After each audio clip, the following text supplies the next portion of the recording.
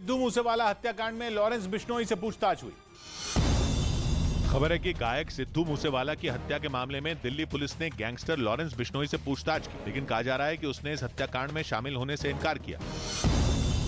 नागपुर में एक रिटायर्ड जज के फार्म हाउस में लूटपाट के आरोप में 4 लोगों को गिरफ्तार किया गया। फ्रेंच ओपन में राफेल नडाल ने नोवाक जोकोविच को 6-2, 4-6, 6-2 और 7-6 से हराकर सेमीफाइनल में जगह बना ली। वहीं यूक्रेन के ही एक जवान ने राष्ट्रपति जेलेंस्की पर बेहद गंभीर आरोप लगाया और जानकारी दी कि युद्ध में जाने के लिए उसे मजबूर किया गया,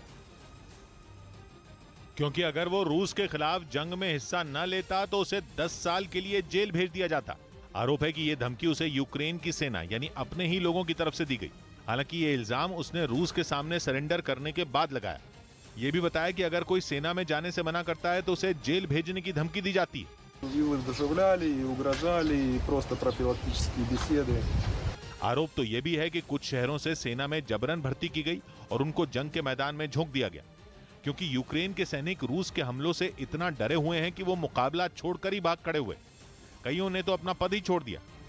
इस बीच खबर है कि यूक्रेन में जंग लड़ रहे रूसी सेना के कई अधिकारी राष्ट्रपति पुतिन को जमकर कोस रहे हैं। दावा किया गया कि वो जंग के मैदान में पुतिन के कई फैसलों से भड़के हुए हैं। और इसका पर्दाफाश यूक्रेन की खुफिया एजेंसी ने रूस के 2 कर्नल के फोन को टैप कर किया। दावा किया गया कि पुतिन समय पर सेना के अधिकारियों को सही कमांड नहीं दे पा रहे हैं, जिसकी वजह से जंग में कई रूसी जवानों की मौत हो रही है। खबर है कि अब इसी बात से रूस की सेना के कई कर्नल अब खुलकर अपनी नाराजगी जता रहे हैं। रूसी सेना के जिन 2 कर्नल के फोन टैप किए गए, बताया गया कि उनमें एक इसलिए नाराज था क्योंकि पुतिन ने कीव पर मिसाइल हमले के आदेश नहीं दिए। खबर है कि रूसी फौज के कुछ अधिकारी भी गुस्से में हैं, क्योंकि जंग के मैदान में वो सैनिकों की कमी से जूझ रहे हैं। दावा है कि रूसी सेना में नए जवानों की भर्ती का वादा तो किया जा रहा है, लेकिन उनकी भर्ती नहीं हो रही।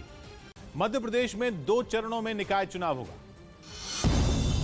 मध्य प्रदेश में चुनाव आयोग ने 6 जुलाई से 2 चरणों में निकाय चुनाव करवाने का ऐलान किया। यूपी के रामपुर में समाजवादी पार्टी के पूर्व जिला अध्यक्ष के होटल को अवैध बताते हुए प्रशासन ने तोड़ दिया। प्रियंका गांधी लखनऊ में प्रदेश कांग्रेस के चिंतन शिविर में शामिल हुई। वहीं यूक्रेन के साथ जंग में रूस ने अपनी सेना के एक और अधिकारी को खो दिया। डेली मेल की खबर के मुताबिक डॉनबास में मारे गए रूस के lieutenant colonel Zaur Dimayev Chechen commander Ramzan Kadyrov के करीबी थे और वो रमजान कादिरव की स्पेशल बटालियन के साथ मिलकर डॉनबास में जंग लड़ रहे थे, लेकिन यूक्रेन की सेना की भीषण बमबारी ने उनकी जान ले ली।